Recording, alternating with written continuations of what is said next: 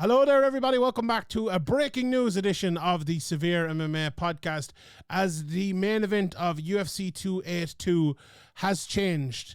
It came out, Kevin Iole reported the news today.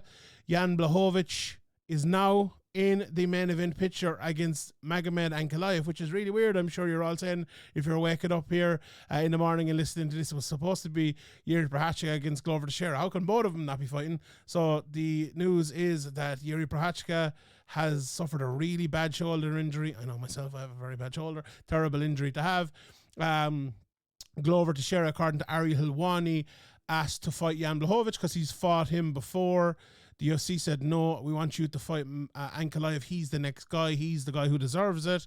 He said, I will fight him, but I want to fight him a month later in Brazil because I need time to prepare for him. I've never fought him before. I haven't, done my camp for him. The UFC turned that down, said no. So Glover Teixeira was also taken out of the fight after Yuri's injury. So Ankalaev versus Blachowicz, as far as we know, has been agreed, and they will now fight. Ian O'Neill joins me here. Ian, immediate reaction, I suppose, to all the news. I looked at it, the tweet from Kevin Iole, and as MMA media members, as MMA fans, people who've been watching the sport for a long time, this sort of thing doesn't really shock us. But this was like one of those ones where I'm reading, it's like hit after hit after hit. We haven't. It feels like we haven't had one of these in a while. You know, it was somewhat nature coming back to normal, but still at the same time, it was a bit of madness. What was your initial reaction? Yeah, it was like 5 breaking news stories and 140 characters on Twitter from Kevin Iole all in one. It was mental to see. My immediate reaction was that it's a complete bummer, because I was really looking forward to the rematch. Look at Ankalaev getting in it; he's deserving to get in at the title shot. People would say he should have probably gotten it originally. I wasn't too mad at the rematch between Yuri and Glover because the first fight was excellent, but it's a bummer for me because I'm a huge fan, if you want to say it, of Yuri Prochazka, his style, and I really enjoy watching him fight. To not be able to see him fight and then to understand that he has a very bad, or as Dana White always calls it, the worst that any doctor has ever seen in their life, which is probably overblown. But, it's very unfortunate that not alone has he fallen out of the fight, but we're probably not going to see Yuri perform again for a long, long time. He could be out for the majority of next year as well.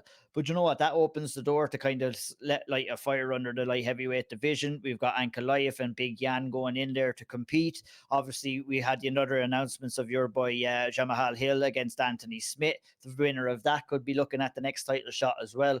So, unfortunately, Yuri was unfortunate with the injury. Glover was unfortunate too. He's the other unfortunate party in this kind of scenario, that the UFC were unwilling to play ball with him and give him what he wanted. He was willing to move it to Brazil. They wouldn't do it. And it's fair. You can't blame him for not wanting to take this opportunity, especially against someone like Ankalaev at such short notice. But my first and overall reaction to this is a little bit of disappointment. To be honest, I don't think this rematch really captures the imagination like a Yuri and Glover. But, it's exciting to see Ankalaev get his chance all the same.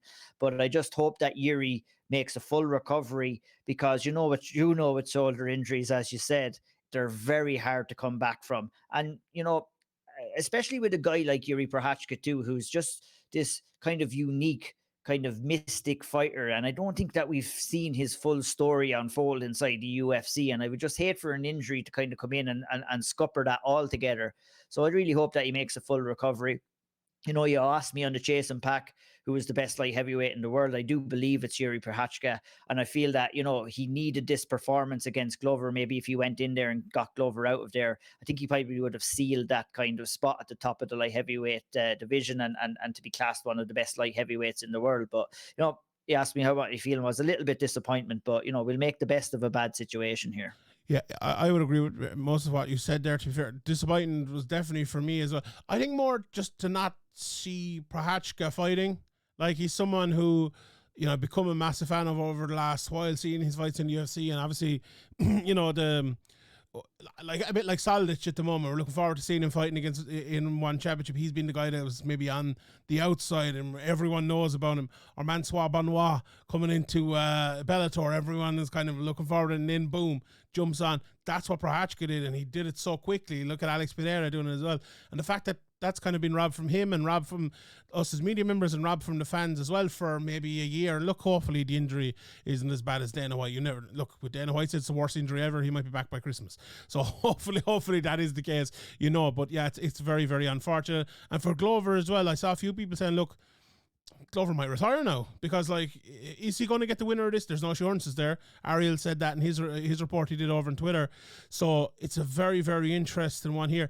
Just your point there as well about the whole light heavyweight picture inside the UFC, outside the UFC.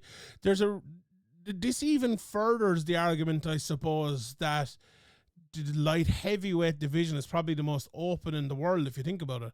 Like, there's definitely an argument that Nimkov is the number one light heavyweight in the world. There was probably an argument that Prochazka was. Now, let's say Blachowicz wins, he'll have an argument. Ankalaev will have an argument if he wins. Rene the Ritter gone up to 205 as well after having fought there, recently. He's an argument as well of someone who, if he goes 17-0 next week and is the light heavyweight champion there in one championship as well. There's so many good light heavyweights in the world around there at the moment. It's very, very interesting times. I know for Prochazka, I suppose now he's being robbed of that chance to maybe seal that or maybe take it back from Nimkov. So it's very, very unfortunate for him. But look, Bellator probably have the number one light heavyweight in the world now at the moment as things stand with Prochazka out. Let's talk a little bit about Blachowicz and Ankalaev. And I know obviously we'll do a big breakdown of this fight when it happens. 10th of December, this fight is happening, so we're not that far away from it at all over in the T-Mobile Arena in Las Vegas. You look at their last few fights. First of all, for Blachowicz, we know, look, he lost to Glover Teixeira back in October 2021, beat Alexander Rakic with that unfortunate knee injury last time out. He was, performed very well before that, though. And, his wins before that, Israel Adesanya, Dominic Reyes, Corey Anderson, who we saw fighting last week, Jacare, Luke Rockhold back to 2019. And look at Ankalaev, the run he's been on. Anthony Smith, Thiago Santos, Volkan Ozdemir, Nikita Krylov, Ian Kutalaba a couple of times. And so on and so forth. 17-1, hasn't lost the fight since he lost to Paul Craig back in 2018. Penny for his thoughts, I suppose.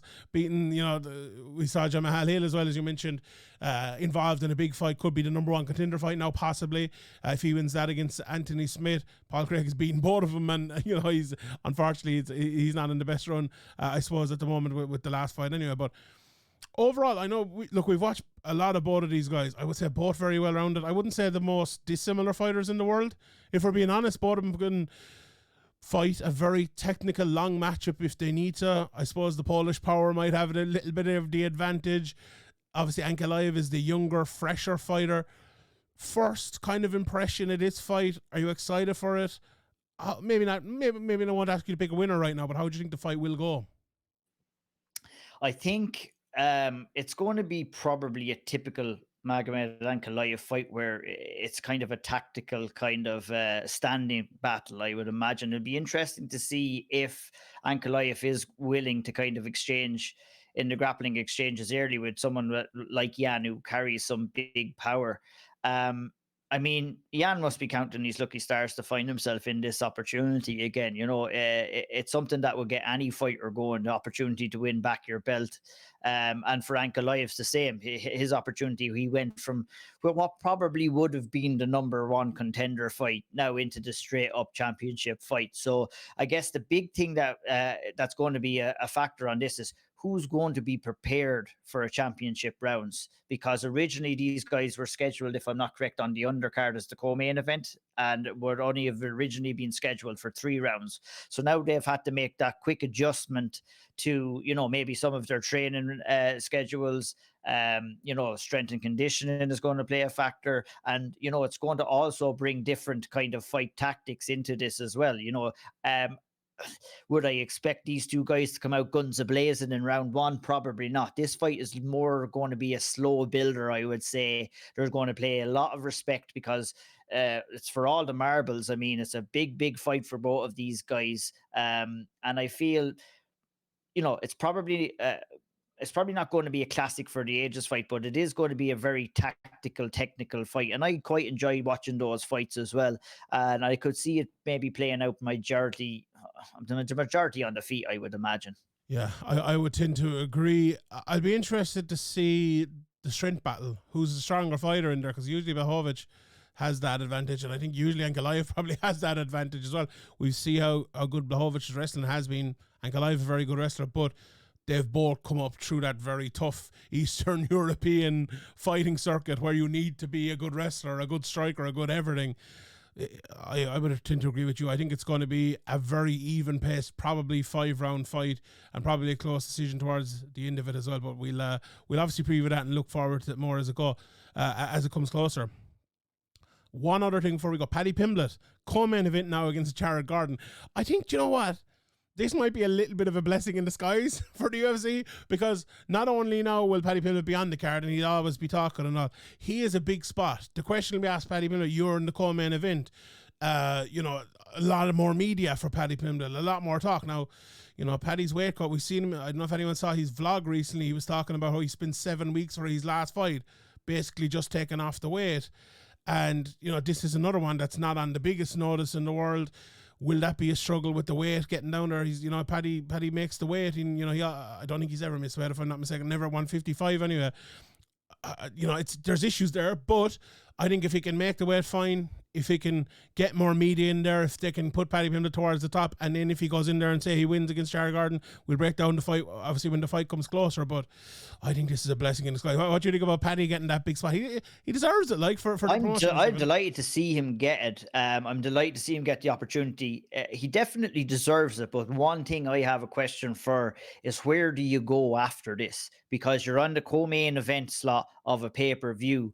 Do you really want to go and fight on the prelims of a card or open up a card? You're going to want to kind of keep on the same trajectory, whether that's another co-main event slot, whether that's a main event slot. But the problem with main event and co-main event is that you're going to be facing stiffer competition if you are going to be in those slots. So it's going to be very interesting to see, if he gets past Jared Gordon, what the next step is going to be and what decision that the UFC will make for him. Because, he comes out there, kills it on the mic, kills it with all the post-fight press conferences and everything like that, goes out there, gets a good win.